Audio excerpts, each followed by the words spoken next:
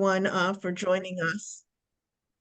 Thank you, everyone, for joining us this evening for our forum on the Worcester Public Schools budget. I'd like to welcome our panelists, our discussants this evening, Paul Matthews from the Worcester Regional Research Bureau, Josh Boucher from the same organization, Brian Allen from the Worcester Public Schools, and Noe Medina, who will be serving as our facilitator. So why don't we begin? Thank you. Thanks very much, Jen. My role is primarily to say a few words and hand it over to my colleague, Josh Boucher, our Senior Research Associate at the Bureau. So for those of you who do not know, the Research Bureau is a nonprofit that has long had education as one of our focuses, particularly public education in the Worcester Public Schools. We've been very fortunate to partner with Jen and Weck and Julia and the entire staff on a number of initiatives in recent years, including the Worcester Public Schools Strategic Plan. Jen and I co-led that effort with the Worcester Public Schools, and I want to thank the superintendent for the opportunity to do so. I also just want to note that the Bureau's resources are available online, and we're very fortunate to be able to work with the Worcester Public Schools to be able to utilize full data sets that are helpful. So in this case, my colleague Josh, I do not want to steal his thunder, will take you through a report he was the lead author on the last year's Worcester Public Schools budget. But for the first time, the Research Bureau really went into a level of detail about the importance of state funding and the various categories of state funding and how they impact the Worcester Public Schools. So we were very happy to contribute to that understanding, given what's happening with ESSER and Student Opportunity Act funding and everything else. I want to hand it over to my colleague Josh, who is a lifelong resident of Central Massachusetts and a resident of the city of Worcester. Hi, everybody. I'm really glad to be here today, and I'm going to go ahead and share my screen. I have a PowerPoint for us, and we all love PowerPoints, I'm sure. All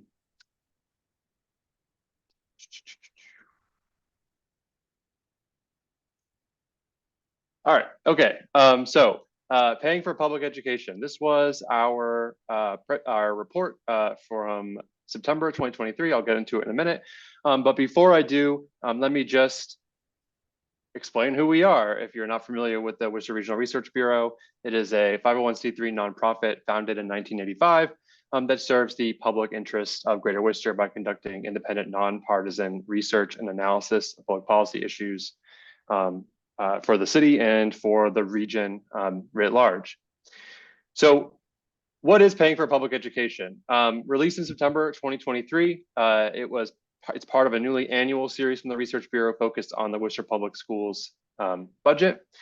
And it's a spinoff of another report the Research Bureau does annually on a report about the city budget called Breaking Down the Budget that previously only included a page or two on the schools. But school funding makes up such a large portion of the city budget that it really merits its own report. And to kind of put that into perspective, of a city budget of $847.7 million, 60% is spent on education. In fiscal year 24, $507.4 million in the city budget is spent on education. That does include Worcester Public Schools and charter schools, as not just Worcester Public Schools. And I also want to point out, as an aside as well, the majority of that 507.4 is state aid for education. In the adopted budget for fiscal year 24, $368.9 million is state aid, meaning that 72.7% of what the city spends on education is provided to it by the state. And that's also not including any special revenues or grants that the public schools receive separately. So what was the WPS FY24 budget? So the adopted budget was $552 million. Just over 552 million. You can see it kind of broken down, or the adopted revenues broken down on the right side of the screen. And this is a combination of $462.7 million. That's state aid, the city contribution, and a charter school reimbursement. And another $89 million that is state and federal grants, child nutrition programs, and other sources. So a lot of money going into the schools.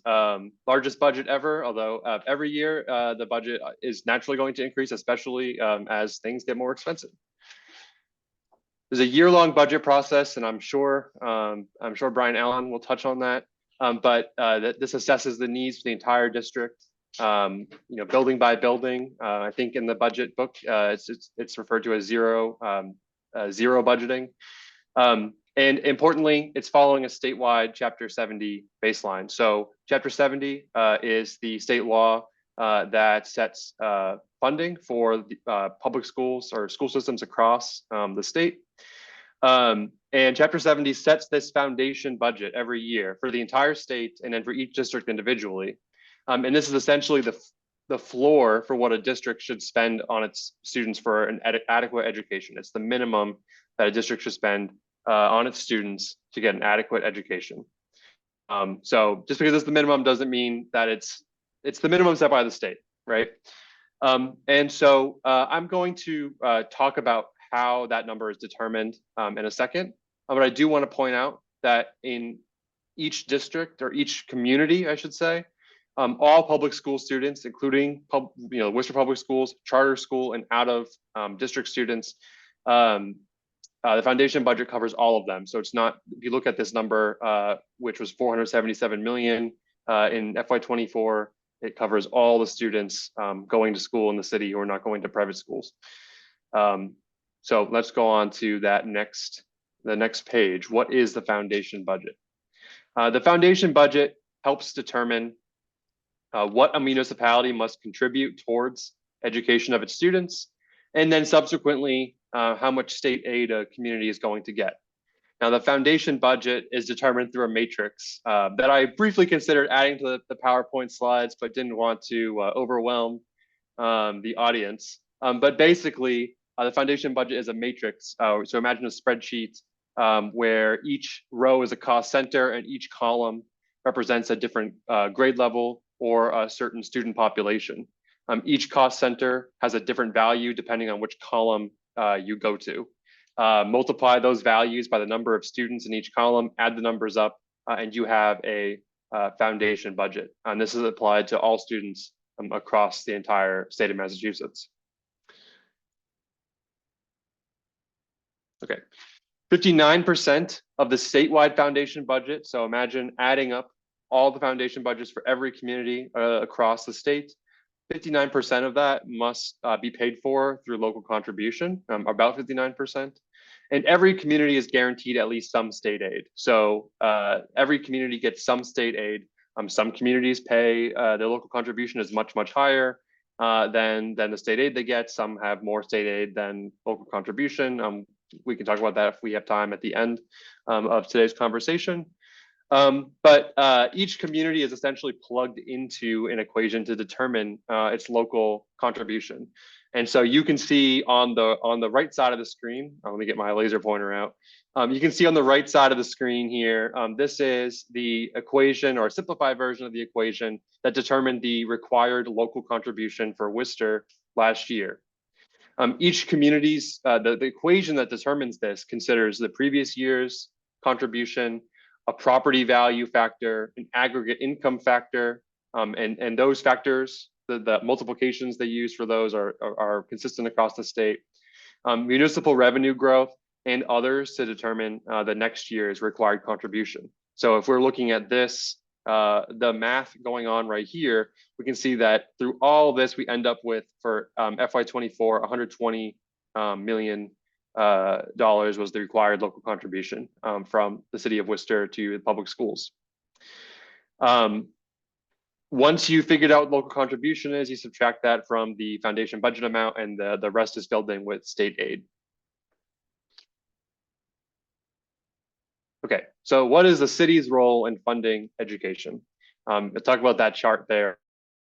Now, communities are only required to meet the minimum contribution for funding schools, but there aren't any limits to contributing more besides simply what a community has to offer. So a community can provide more. Some communities are just wealthier than others, so they could provide more than their required local contribution.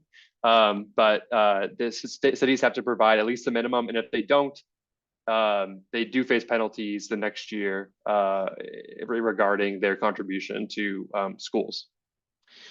Now, I do want to point out that not every contribution is counted by the state as required school spending. So that $120 million that the city of Worcester was required to spend towards the foundation budget in FY24, the city might provide more money than that 120 million, but those excess contributions are not always counted towards the required school spending set by the state. Some of these examples include student transportation, adult education, crossing guards, building leases. These are things the school system needs to pay for, but the state doesn't count towards required school spending.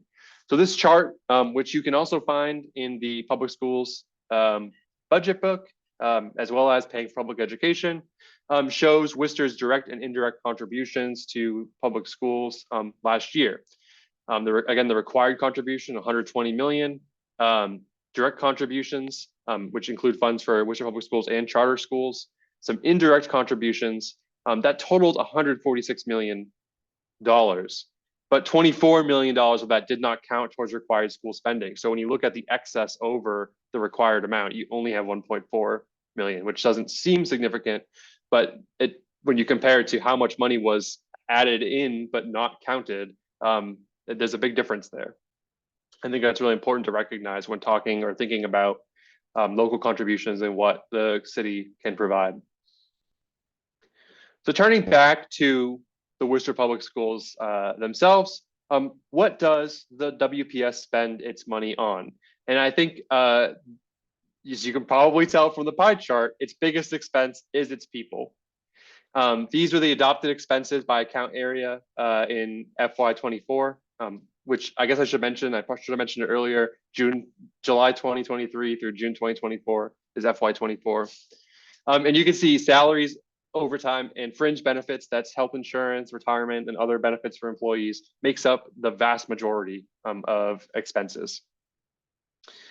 And that makes sense when you consider that in fiscal year 24, there were over 5,000 budgeted employees for more than 24,000 students. You know, Worcester Public Schools is usually second for number of enrolled students. Sometimes Springfield beats it out, but usually it's second in the state. And so there are a lot of employees for all these students. And of those 5,000 plus, there were 2,700 teachers and another 699 instructional assistants, again, budgeted in the adopted budget last year or this year. If you were to count teachers, instructional assistants, and substitutes, a bit more than 65% of WPS employees are providing direct instruction to students in classrooms. And of course, that does not count all the employees who are encountering students in other ways, whether it's support staff, maintenance, coaches. You know, there's a lot of staff not counted in that number. That last bullet point just reflects the pie chart. But yeah, employee salary is the biggest expense that that the schools have.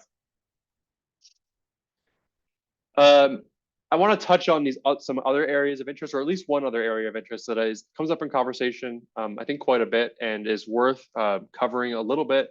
And that is ESSER, the ESSER funds. And those were emergency funds given to schools across the country in response to the COVID-19 pandemic. And part of the adopted fiscal year 24 budget included the last bits of this ESSER fund. Now, part of the fear nationwide of using ESSER funds in other communities has been the fiscal cliff, which is spending on new initiatives one year where funds won't exist the next. So starting new programs, using ESSER funds for which there just isn't money the next year to continue those programs. And to its credit, Worcester Public Schools has so far managed this problem effectively. So ESSER funds have been used for one-time purchases like school buses. The schools provide student transportation, and school buses provide, owning school buses and providing that transportation provides cost savings going forward. HVAC upgrades and other sort of things that require the ESSER required school districts to do, or forward funding programs like Student Opportunity Act programs using what they call bridge funds that they are going to have money for the next year. They can start those programs a year early, and then when the Student Opportunity Act funds come online the next year, cover those programs. So I think that's really important to talk about. There are lots of other communities in Massachusetts and elsewhere across the entire country that might run into problems going forward as they run out of ESSER funds or ESSER funds expire.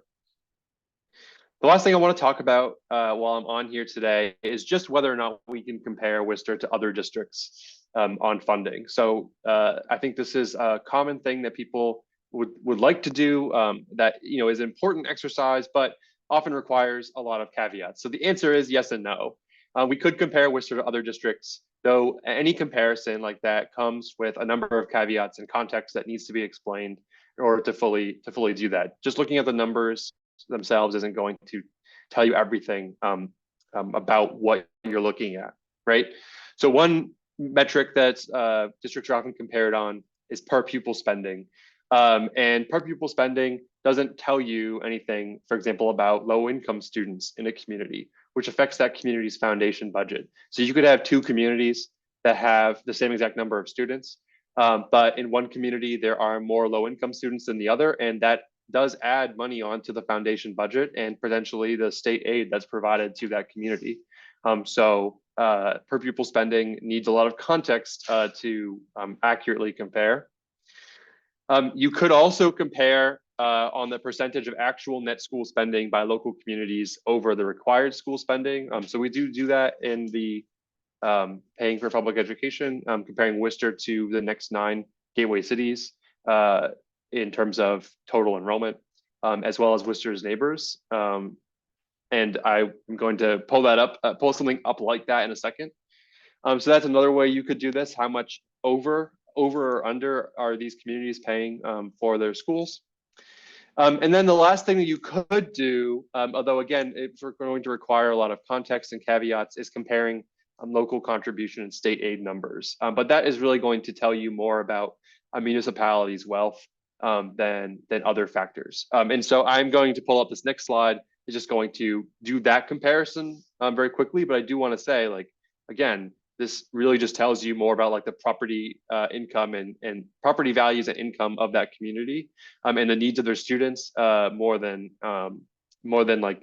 you just can't compare the numbers straight in a kind of straight one-to-one way. So we start off with Worcester here. You can see Chapter 78. It's green to show that it's higher than local contribution. So the Chapter 78 makes up almost 74% of the foundation budget in FY23 is the last year we had data available. And then this is the foundation enrollment. This is the number of students that are in public schools, charter schools, and school choice students that are counted towards this number here. The next set of numbers is the 9 gateway cities that are the next 9 in terms of foundation enrollment compared to Worcester. And you can see that for all of them but Quincy, the Chapter 78 is higher than the required local contribution. There's various percentages there about what those communities require. And again, this tells you something about, again, the property values and aggregate income of that community, as well as municipal revenue growth. And finally, we have Worcester's neighbors. And you can see that for all of Worcester's neighbors, except for Leicester, the required local contribution is higher than the Chapter 78 that is provided. And again, that tells you something about the overall wealth of that community more than anything about its students. And so with that, I think that's it. So I will end my share, and I'm happy to entertain any questions at the end of the show.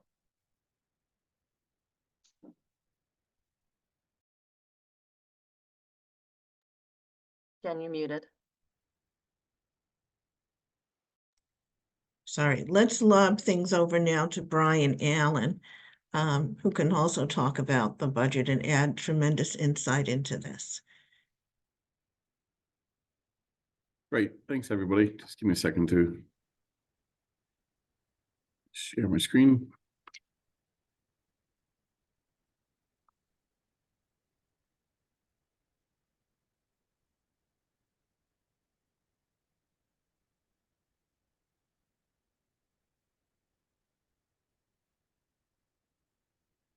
I'm on multiple screens. I assume you can all see this. Yes. Okay, so for those who were able to see the presentation school committee last week, this is going to be very similar to that. But again, really, I think one of the benefits is some of the questions that you have and the time we'll have to answer some of those. The governor released the first version of the state budget about 2 weeks ago now, and so we'll use those estimates as part of this presentation of what it means for Worcester Public Schools so far. So we'll cover today the FY25 preliminary revenue estimates from the governor's budget, the FY25 preliminary cost estimates, and then some key assumptions and drivers for revenues and costs for next year. So we're fortunate to have our newly adopted strategic plan, which will kind of be the overarching theme that will drive a lot of our budget decisions going into next year. Strategic plan is used and then sets the annual goals of the superintendent. And we use those to help schools develop their school improvement plan. Some of the major themes that the district has been working on is this vision of a learner, grade 3 reading level, and student engagement. Some of the major themes for the FY25 budget, the first three really are the most important revenue aspects for the Worcester Public Schools.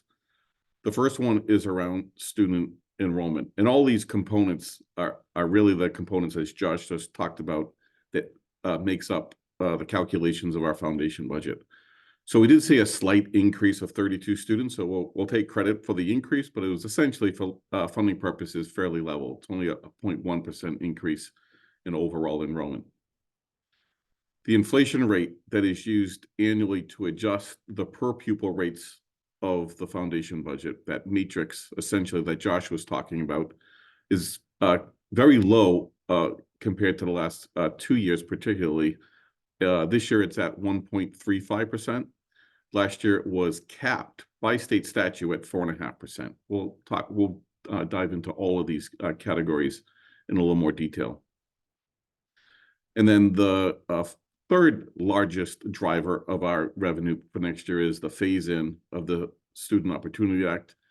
FY25 will be the fourth year of planned 6-year phase-in of SOA. And so the new funds that we'll see next year, primarily is coming from SOA funds. And we'll talk about, as Josh just said, some forward funding that we've done with ESSER that will be needed to support, use this SOA funding for next year.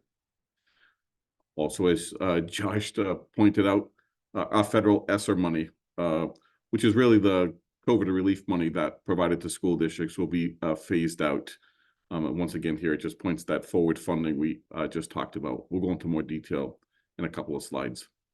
And then finally, every year, based upon student enrollment shifts, new programs and priorities, there's always going to be the need for new spending and resources, or reallocation of spending and resources based on what's emerging within the district. So getting into the detail, with regards to student enrollment, like I said, we had a 32 student increase from last year, 0.1%. But if you kind of go into the individual grade configurations, we saw just a little more than a 3% decrease at the middle school level and almost a 1% decrease at the elementary level, the K through 6 level in particular. Preschool went up almost just under 10%, 99 students.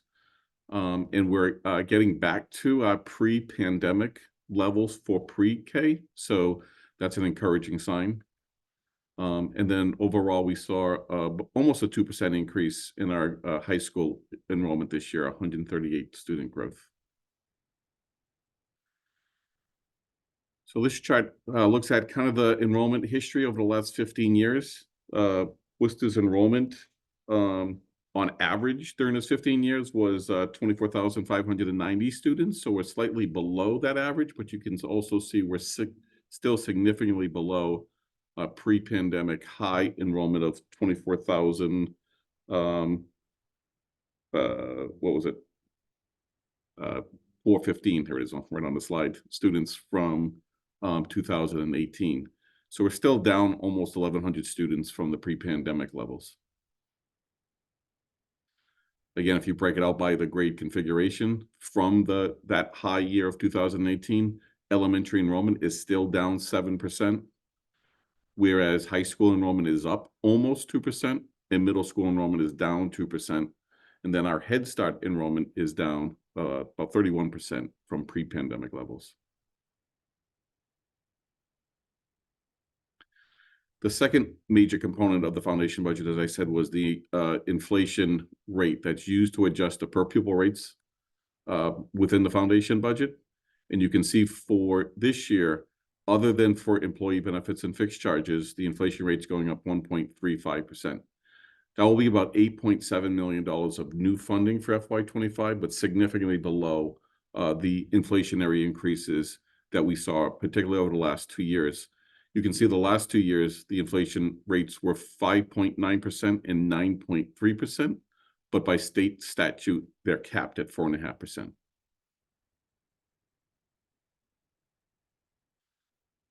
As I said, at the school committee level, this is a meeting the other day. This is actually probably one of the most important slides that will explain our budget status for next year.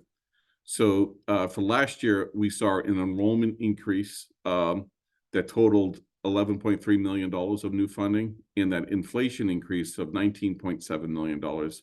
So we saw a $31 million increase in our foundation budget just due to enrollment inflation. This year, that enrollment number is $1.3 million. The inflation is $8.7 million. So our total foundation budget increase without the Student Opportunity Act funds is $10 million. And so I just ask you to remember that $21 million number as we get to the end of the presentation. With regards to the Student Opportunity Act, and I know many people that are on this presentation today were very involved in the passage and advocacy around the Student Opportunity Act. And so the law really made changes in a couple of areas, addressing the significant underfunding of the foundation budget in the area of benefits and fixed charges by increasing both the assumed rates as well as providing a different inflationary factor that's applied annually based upon the state GIC increases that has been experienced over the last 3 years. New funding for guidance and psychological services. New funding for both special education out-of-district tuition rates and the assumed enrollments for in-district special education students. The biggest change, particularly for Worcester, is the way they are funding low-income students. It changes from a 10 to 12 tiers with significantly higher rates. So both the increase in funding because of the rates and reverts back to the old calculation of a low-income student, which added students for Worcester as well. So a double increase for Worcester for low-income students. And then finally, changes in funding for English learners. Both change to an incremental rate. So if it's incremental funding for an elementary student, middle school student, high school student, and increasing those incremental rates during the phase-in of the Student Opportunity Act funding. So putting all those together, again, the enrollment increase of $1.3 million, the inflation increase of $8.7 million, and those Student Opportunity Act funding for next year totals $16.8 million. So in total, with public schools budget, foundation budget goes up $26.8 million. Again, we've, as Josh used the word, forward funded some of this spending, and we'll get into those details in just a second.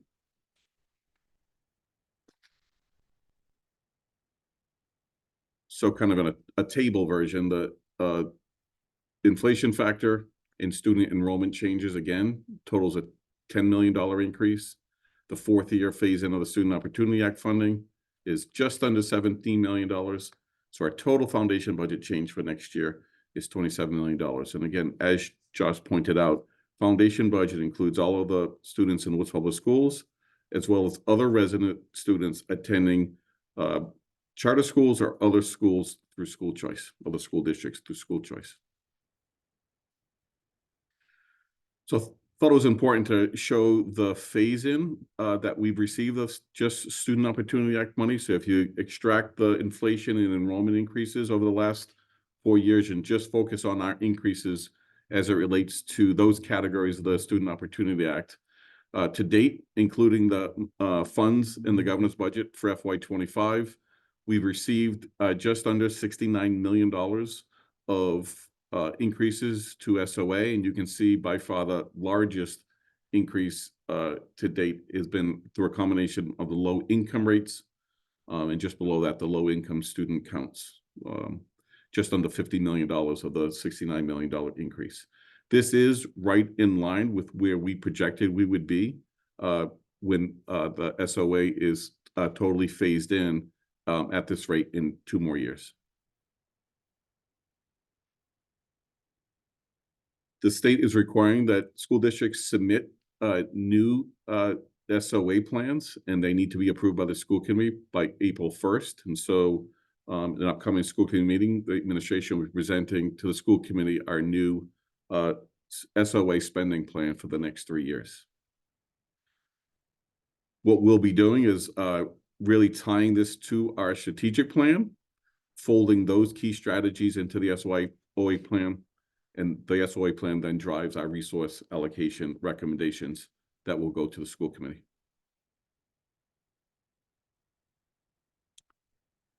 Okay, with regards to the SOA Act, just in terms of what we presented and where we are in terms of progress, before Student Opportunity Act funds were in effect, we had testified to the state that we had 720 non-special education teachers fewer than we should have had by the formula. What does that mean? So through the Foundation Budget Review Commission testimony, communities like Worcester testified that because employee benefits and special education were woefully underfunded in the foundation budget, and if Worcester in particular, like communities like Worcester, only spends at foundation, if we're spending more on employee benefits and special education, we have to spend less in the other categories of the foundation budget. And so that was true in Worcester. And so by that formula, we had 720 fewer non-special education teachers than the rest of the formula would have resulted in. So what have we done in the several years of SOA funding? In FY20, we added 84 non-special education teachers. In FY21, we added 19. That was the year that we were mostly in remote learning due to COVID. In FY22, we added 98 teaching positions. In FY23, 47 teaching positions. And in FY24, 59 teaching positions. So we're making progress at closing that gap. We've added 307 teachers. But even at this rate, we are not going to fully close that gap by the end of the phase-in of SOA funding. Some of the other areas that we had testified to the state about the foundation budget were in the areas of facilities, professional development, and supplies materials. And in some cases, we spent significant dollars in each of these areas over the last several years, but we've been using federal ESSER funding, the COVID relief money, and not our SOA funds for that. And so while we've spent significantly in these areas, Josh pointed out some of those around HVAC upgrades and repairs, it's not necessarily directly reflective of our SOA increase. And what we're experiencing is our special education actual costs continue to outpace even the increases being phased in through the SOA formula. So just looking at this in a little more detail with regards to operations and maintenance, the green area, shaded area, is where the foundation budget says you should be spending for operations and maintenance, the blue areas where we actually spent over this period of time. So you can see for both operations and administration, these two categories, we're spending below the foundation budget level for fixing our buildings and for administration. And we're spending significantly below the foundation budget allocation for instructional materials and technology and professional development. Like I said, we just made a significant purchase in a new elementary literacy curriculum that was fully funded out of ESSER funds. So we don't get the credit for it here. We have made some purchases through ESSER, but it's not reflected on our increase in SOA funds. So as Josh pointed out, we've been talking a lot about the foundation budget. We have to go from the foundation budget to our actual operating budget from next year. And so these are the steps of how to get there. And so the first is, as we've talked about, that almost $27 million increase derived from both Chapter 70, that's a $19.5 million increase in city contribution. By the formula goes up $7.2 million. It's exactly the way that on Josh's slide, he talked about how that is determined, and these the actual amounts for FY25. From there, the next steps is to reduce from our foundation budget increases the increases associated with charter school tuition and charter school reimbursement as an offset, school choice tuition, and state special education assessments. So for FY25, those increases, those costs are going up $3 million, so they are reduced from the budget. And that leaves us with an FY25 anticipated general fund budget of $485 million, which is going up $23.8 million.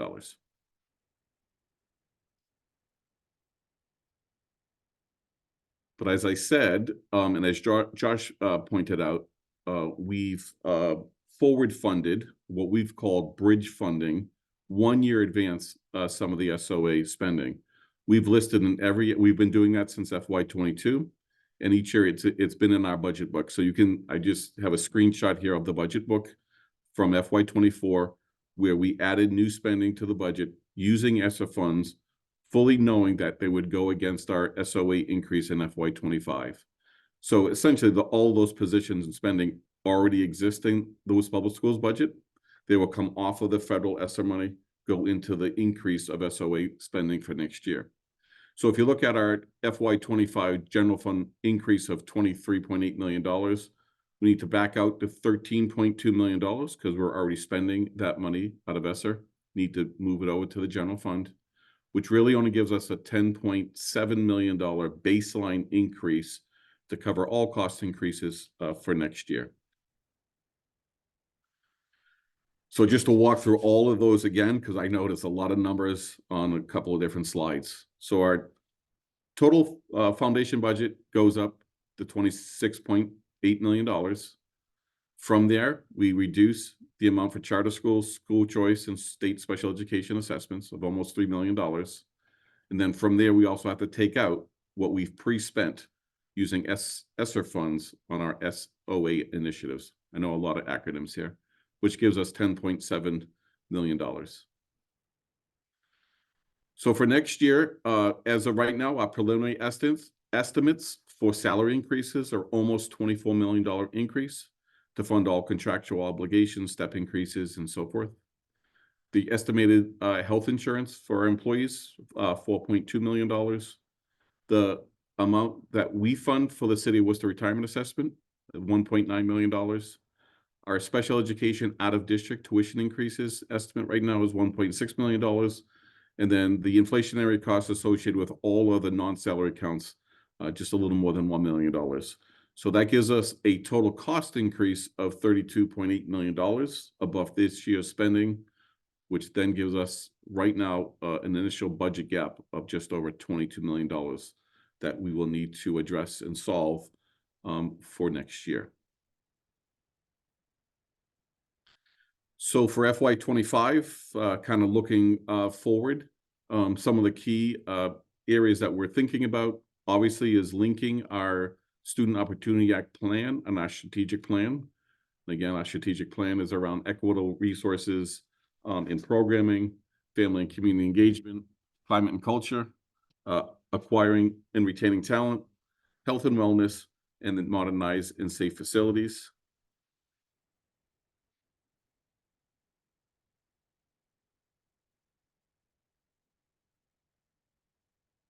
Addressing the student enrollment increase and decreases and the enrollment shifts among grade levels.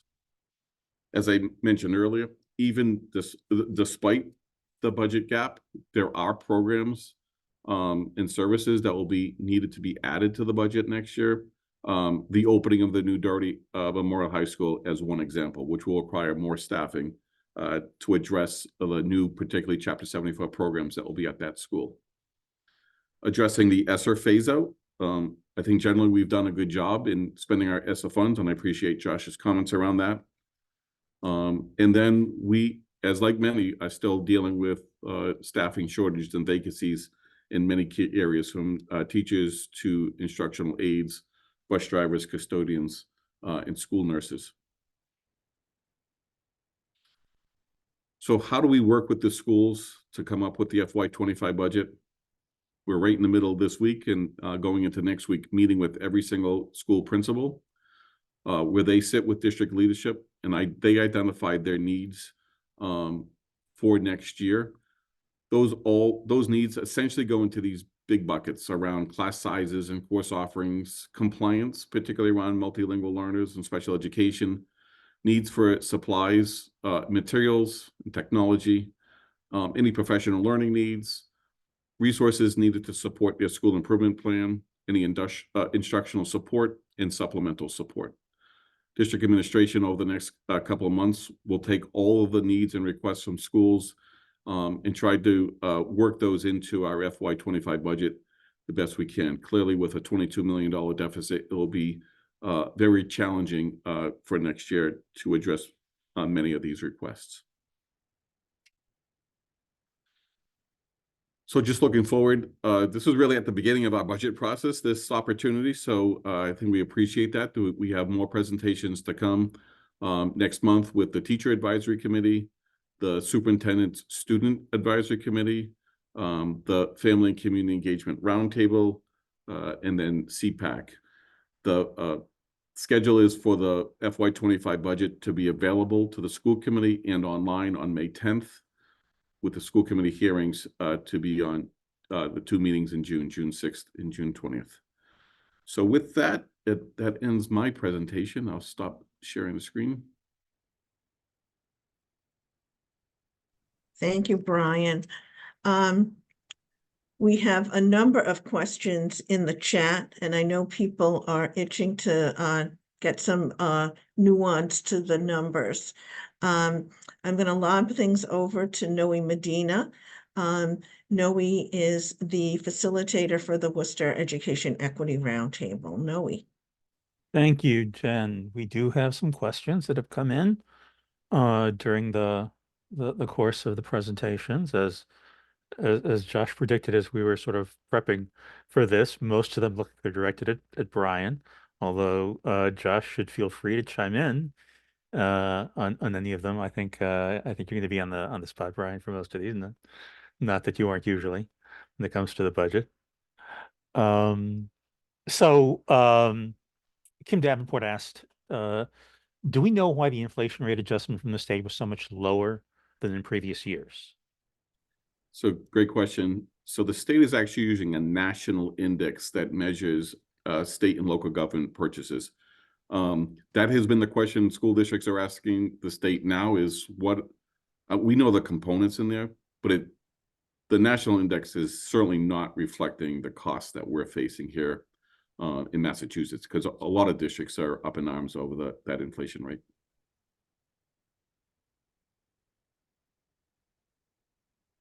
Aislinn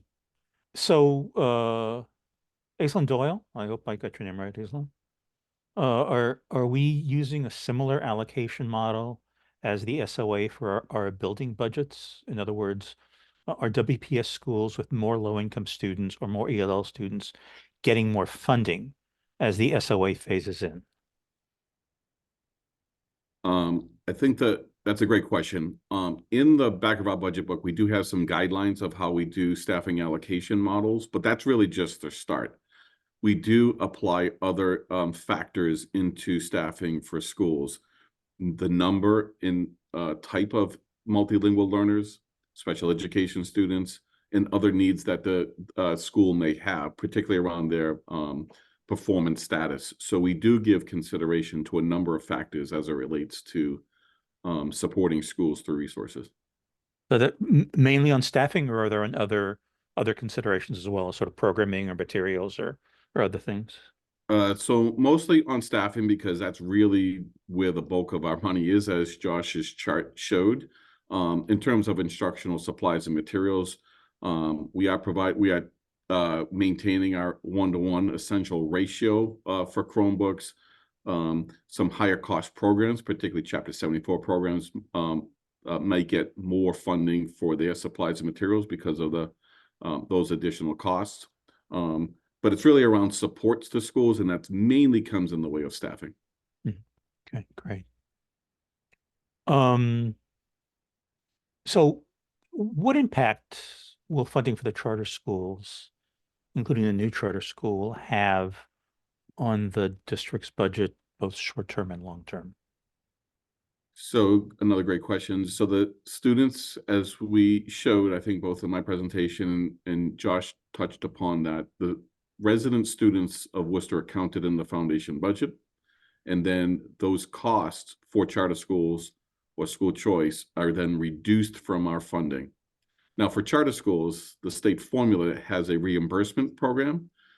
It's a 3-year phase-out program to lessen the immediate impact of the cost of losing those students and those dollars to the budget. So, but after the 3rd year of that phase-out, those dollars are fully reduced from our budget. Now, one could say there's an argument that you no longer serve those students, you don't need those monies. The per pupil formula is not perfect. A per pupil formula for students, when you can't just reassign students to maximize 22 or 25 in a classroom every year, is not a perfect model. So while they're reducing a per pupil amount from our budget, we can't reduce an equivalent cost. That's the impact to us that we've experienced over the many years that charter schools have been in Worcester. Great, thanks, Brian. A couple questions about enrollment, actually. How does our enrollment mirror demographic trends in birth rates in different age cohorts? Another great question. So what we've experienced, so data shows that if we look back prior 5 years and look at birth rates in the city, our kindergarten enrollment 5 years later is about 88% of that number. We know that it's not the same kids, just mathematically, it has worked out to be about 88% of that birth rate number. What we're seeing is lower birth rates. And so we are expecting a lower kindergarten enrollment going forward. I was just working on enrollment projections for the next couple of years, and we're expecting not to be growing, more to be level or slightly declining because of what we're seeing in birth rates. How does sort of inflow or outflow of people into the city sort of factor into that? That's a great question. So looking at that over the 30 years I've been here, that's a longer conversation. There's the ebbs and flow of the economy has pluses and minuses. So we've seen when the economy is struggling, we actually seen enrollment increase, maybe because families are doubling up. When the economy is improving, we may see an outflow of some families to surrounding communities. We've definitely experienced that as we've looked at enrollment over the many years. Interesting. So you see connected to the economy to some degree in terms of this. Definitely. Interesting. So there's a question that Karen Valentine Goins asks: could the elementary enrollment decline represent housing pressures in the city?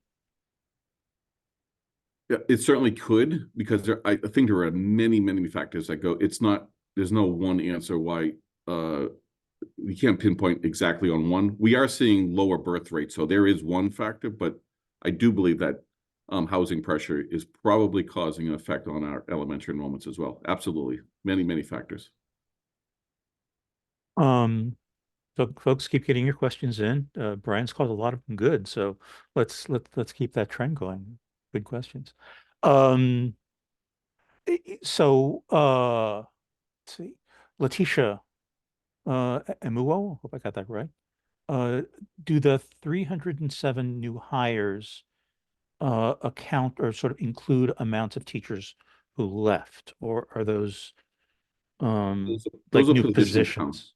So those are Okay. positions. So we're up 307 positions, and it doesn't reflect the actual people in those positions. Okay, so those are new positions total, and Funded positions, correct. that doesn't necessarily reflect the number of new people who are actually working in the district because people have left. Correct. And we just presented to the school committee, the standing committee earlier this week. I mean, it's hard to, as we said, there's vacant positions. There's some very hard to fill subject areas. I think we're down 75 people from the authorized number of positions that we have. We do have vacancies. And I know our human resources folks and principals are actively trying to recruit folks. So we're short from the total number of positions that are authorized, but that number 307 is authorized funded positions. Great. So a question about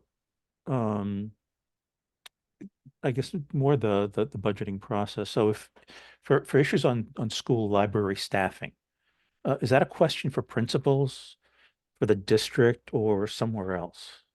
So it's really a district question. So so far as we stand today, all high schools have a librarian, and all middle schools have a librarian. I don't know that any elementary school has I can tell you there's no elementary school that we have a paid librarian that supports. That's been a district budget decision over a number of years. High schools have them because it does directly impact their accreditation status. And we've had them at middle schools as well. There are none currently at elementary schools funded. And that's a policy decision, and to the degree that people in the community would be interested in like raising this issue and talking about it, it's really the district level that they should focus their attention, not at the school level. Correct. That's been a budget decision, not exactly totally a policy budget decision, not an individual school decision. Okay. So in terms of a couple of questions in terms of retirement from Joanne Gravel. So retirement for former teachers, where does that money come from? So the retirement actually comes out of the state budget, not ours. So, but for non-teachers, for lack of, just to keep it simple, who are in the city of Worcester retirement system. So those are things like instructional aides, custodians, clerical staff. Those are in the city of Worcester retirement system. We fund our share of the city of Worcester retirement system. But teachers, which is our largest employee group, their retirement through the Mass Teachers Retirement System is funded by the state. Okay. And sort of follow-up question. So part of it, she was asking about sort of increase in teachers. Do you expect the retirement contribution you're making to the city's system to grow larger over time, or has that been fairly stable? No, so the city has a funding schedule to fully fund the retirement system, and I think Paul might actually know this better, or Josh might know better than me. By 2034, somewhere in that time frame, where the retirement system will be fully funded, and so there'll just be ongoing costs associated with the retirement system as that employees will still be contributing to. Again, for both teachers and non-teachers, they're also contributing up to 11% of their salary towards the retirement system. And then these contributions are to fully fund, as required by law, to fully fund the retirement system in the state. And so we will see increasing costs to the city of Worcester retirement system until it's fully funded in 2034. And we've been experiencing about a $2 million increase each year as our share of the employees in relation to the city was the non-school side of the municipal government. Paul, Josh, your names were cited there. Anything you want to add to this? Paul? I think we're both happy to defer to Brian unless Josh. No, I think Brian covered it. Yeah, I'm not sure of the exact year, but it's definitely the early 2030s. It's supposed to be fully funded statewide. So Okay. So in terms of so actually another question in the process. Gordon Davis asks, is there a meeting in which school buildings and construction will be publicly discussed during the budget meetings? So we've been working with the city manager with regards to capital funding needs for the schools. Clearly, the great news recently was that Burncoat High School was accepted into the MSBA's eligibility period for consideration. That process involves the mayor appointing a building committee, which will probably occur over the summertime. Our eligibility period actually doesn't even begin until July 1st. With regards to other spending, we're really, we get an allocation from the city manager, and it's part of the overall city's capital budget. We've been having ongoing conversations through joint meetings of the standing committee, the school committee standing committee on finance and operations, and the city council's education committee about capital needs. But I don't know of the one standalone meeting just for capital or school construction projects. Okay, great.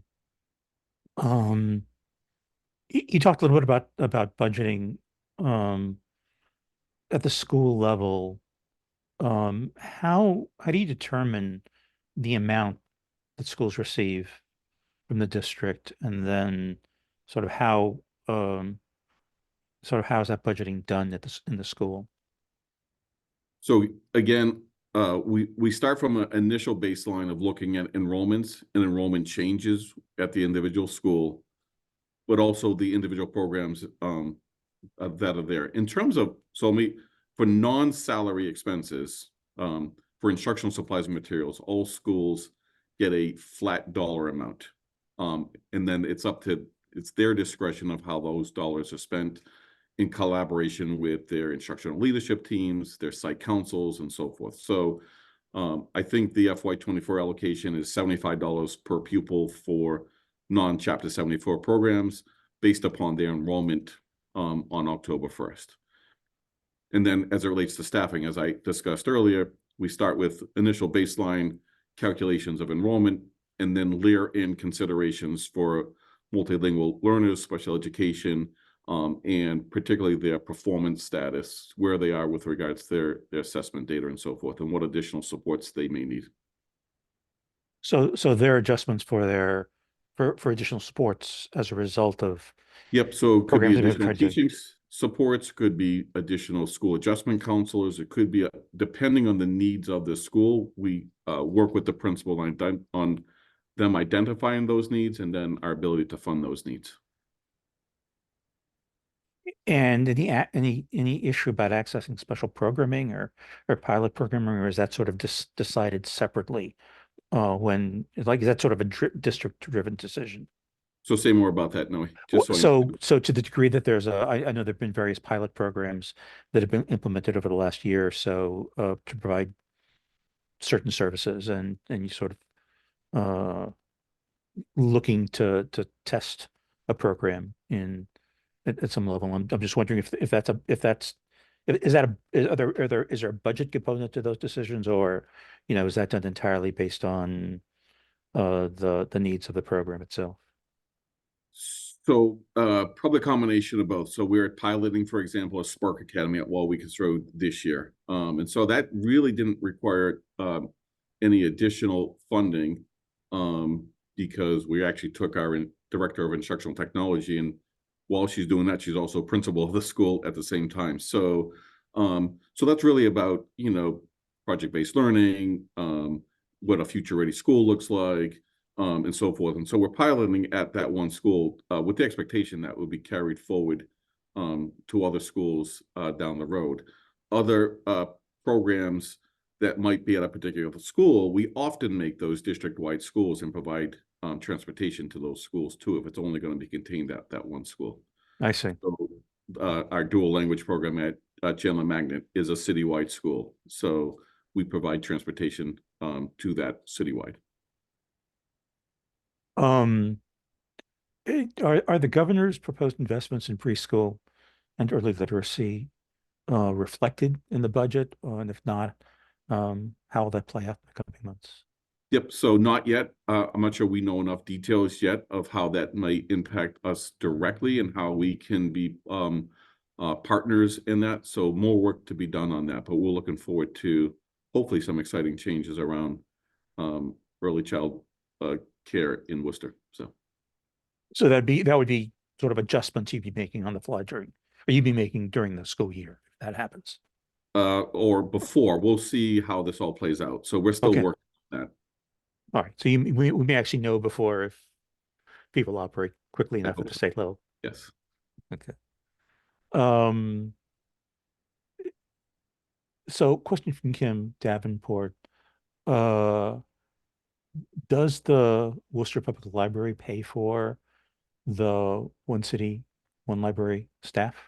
Yes. So, and those are in Goddard Elementary, Roosevelt, Hatnick, and Burncoat Prep. So that is essentially a branch of the city library. Those are all fully funded by the city.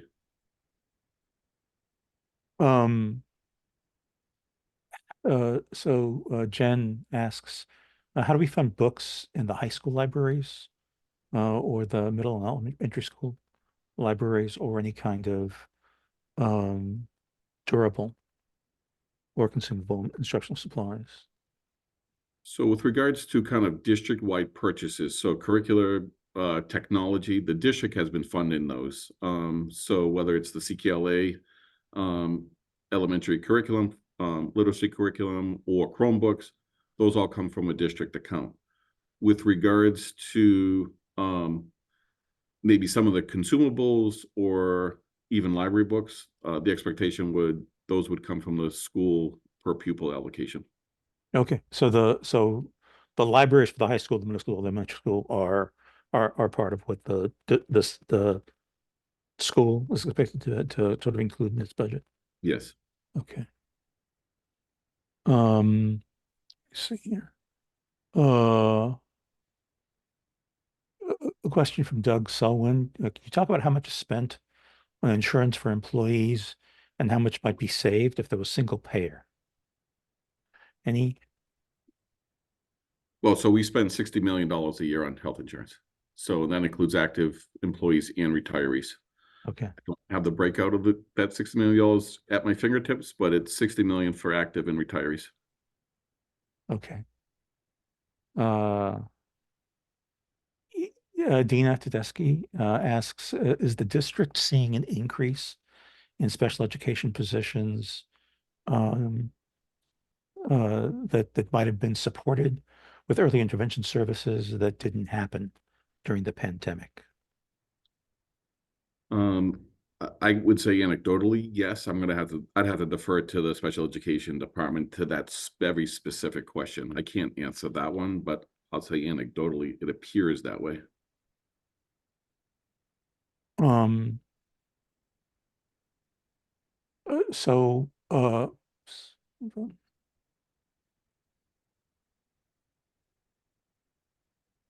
My screen is being blocked by someone typing. So,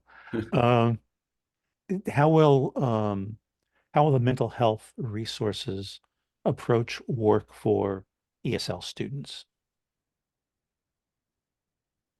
So, so a combination of our ESSA funds and the significant increase in city-funded or our school-funded school adjustment counselors have been instrumental to support students' mental health needs. And so I can't speak specifically to ESL students, but I know that they've been helping all students across the board. I'd have to talk to the SEL coordinator on that one.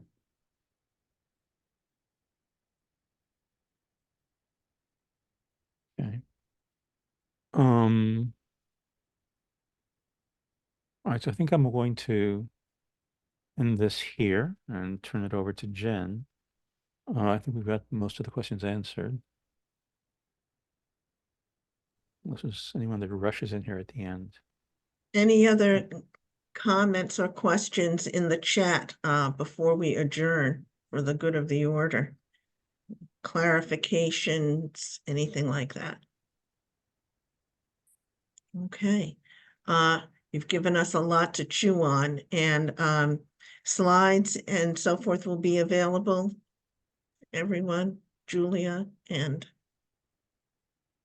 Brian. I certainly can share them. They're already on our website under the school committee, but I can share them with you as well. Okay, and Paul, Research Bureau slides? Okay, excellent. All right, this has been quite a conversation, and I really appreciate Brian and Paul and everyone from the Research Bureau, Josh, for the deep dive into this. It is a lot of material. I know I'll be going over it in much more detail. And I know everyone else here will. This is a critical year, given the budget challenges. So heads up, everybody, we will need to weigh in, give our ideas, be supportive of the district and our kids. So thank you, everyone. And we will buy back for everyone 15 minutes of time. So thank you all. Thanks, everyone.